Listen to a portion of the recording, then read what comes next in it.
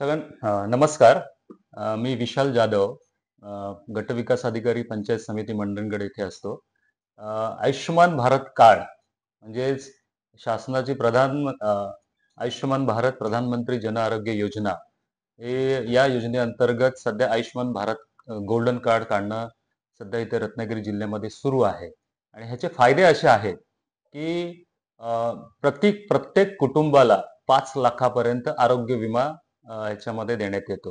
म्हणजे तुमच्या कुटुंबातले जे व्यक्ती समजा आजारी पडला, तर त्याला हॉस्पिटलमध्ये नेला, तर त्याला कॅशलेस पद्धतीने त्याचा उपचार होतात. म्हणजे उदाहरणार्थ एखादा समजा हार्टचा प्रॉब्लेम असेल किंवा ॲक्सिडेंट झाला असेल, तर त्याला तुम्ही हॉस्पिटलमध्ये न्यायचं आहे आणि हे कार्ड तुम्ही दाखवलं, तर त्याच्यामध्ये 5 लाखापर्यंत जे काही उपचार आहेत, ते उपचार मोफतपणे या योजनेअंतर्गत केले जातात. अतिशय चांगलं ही योजना आहे, शासनामार्फत राबवली जाते आणि हा शासनाचा एक अतिशय महत्त्वाचा उपक्रम आहे.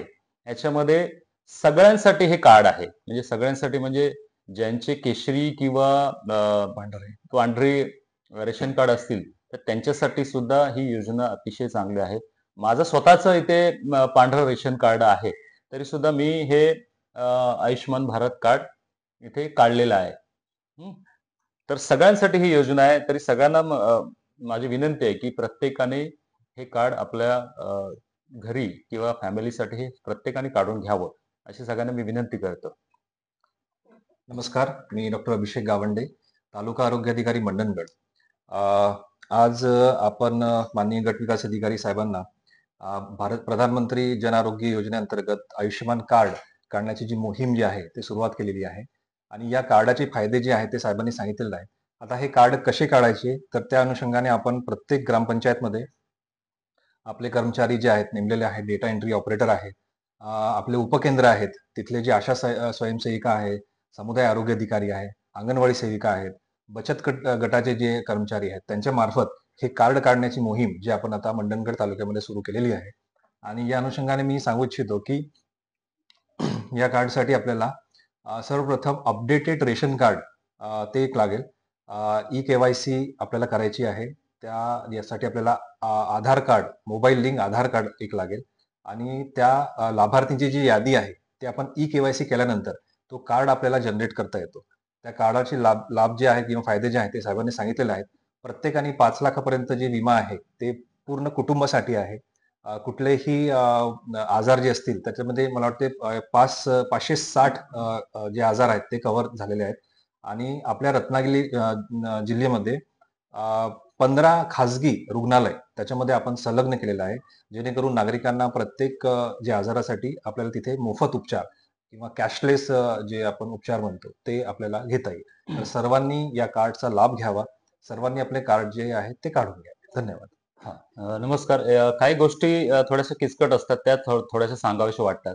आपण जेव्हा अपडेटेड रेशन कार्ड म्हणतो, त्यावेळेला आपलं जे रेशन कार्ड असेल, समजा केशरी रेशन कार्ड असेल किंवा व्हाईट रेशन कार्ड असेल, तर ते रेशन कार्ड अपडेट करण्यासाठी आपल्याला तहसील कार्यालयामध्ये जावं लागतं. तहसील कार्यालयामध्ये आपल्या रेशन कार्डवर जेवढी नावं असतील, समजा एखाद्या रेशन कार्डवर 5 नावं आहेत, तर त्या 5 लोकांचे आधार कार्ड घेऊन आपण तहसील कार्यालयामध्ये गेलं पाहिजे. ते आधार कार्ड तिथं बघतात आणि 12 अंकी नंबर आपल्याला त्या रेशन कार्डचा मिळतो. म्हणजे ते रेशन कार्ड आहे ते ऑनलाईन केलं जातं. तो 12 अंकी कार्ड आपला नंबर मिळाल्यावर ते रेशन कार्ड, आधार कार्ड आणि आधार लिंक जो मोबाईल नंबर असतो तो घेऊन आपण समजा डाटा ऑपरेटर असेल किंवा आमचे आरोग्य सेवक आहेत, आशा स्वयंसेविका आहेत, यांच्याकडे गेल्यावर ते लगेच काही 5 मिनिटं 10 मिनिटाच्या याच्यामध्ये तुम्हाला ते आयुष्यमान भारत गोल्डन कार्ड तुम्हाला लगेच काढून देतात.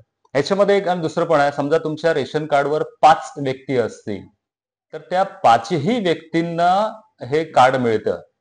हे प्रत्येकाने लक्षात घेतलं पाहिजे.